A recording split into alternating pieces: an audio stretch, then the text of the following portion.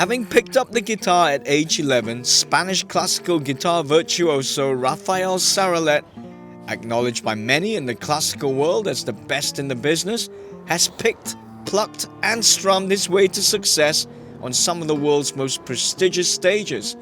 Born in Valencia, Spain, Rafael has presented guitar recitals internationally. Under the guidance of the maestro Jose Tomas, the great Andres Segovia's pupil and assistant, Rafael continued his education internationally and was influenced by some of the most renowned teachers of classical guitar. So how did his love affair with the guitar begin? I started to play the guitar as many other children, strumming guitar and accompanying myself singing the pop music at the time, the Beatles songs. And one day, a fellow student of the school where I was came to play a concert for us. He was actually a proper classical guitarist. And it was just unbelievable everything that he could do with his hands. And I just fell in love with that instrument, that I knew that just like a strummer, like he's strumming, and then I realized that it could be such a world, and that's how I fell in love, and I started to improve, to learn. I went to the conservatory, and so far.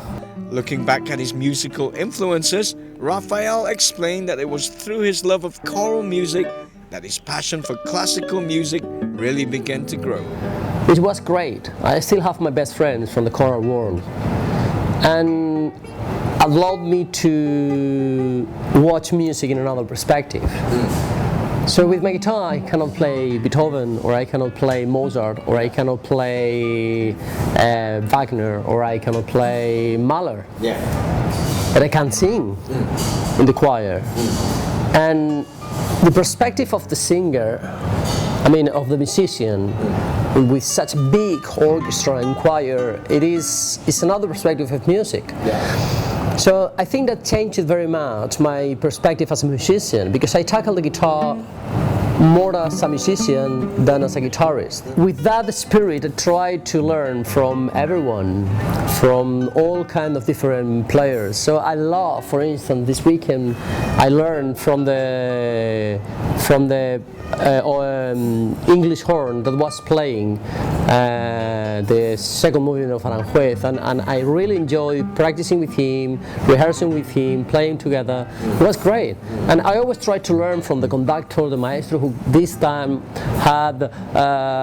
could have different ideas they had, that we could share them, and I always try to learn, and I try to have an open mind and learn always as much as I can. Rather than to think of himself as merely the guitarist, Rafael's approach to playing music is to immerse himself in the song and view the music as a whole. Actually, I don't think of myself as a virtuoso player, and I look for another things in music: colors, breathing, phrasing, emotions, more than speed, fast. The road to becoming a professional concert guitarist is long and sometimes treacherous. So for people trying to follow in Rafael's footsteps, what are some of the sacrifices and disciplines required to achieve his level of prowess? It takes a little bit of luck. You have to be a little bit lucky, because this musical world is very competitive, and there is a lot of competition, and to make a place in this, it is required a little bit of luck. But music, not only guitar, music is a long run distance.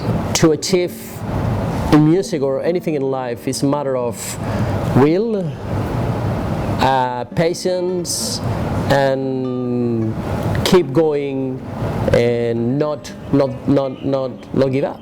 So there you have it. Hard work plus dedication plus perseverance plus a little bit of luck equals success. So you know what you have to do if you want to get as good on the guitar as Maestro Rafael.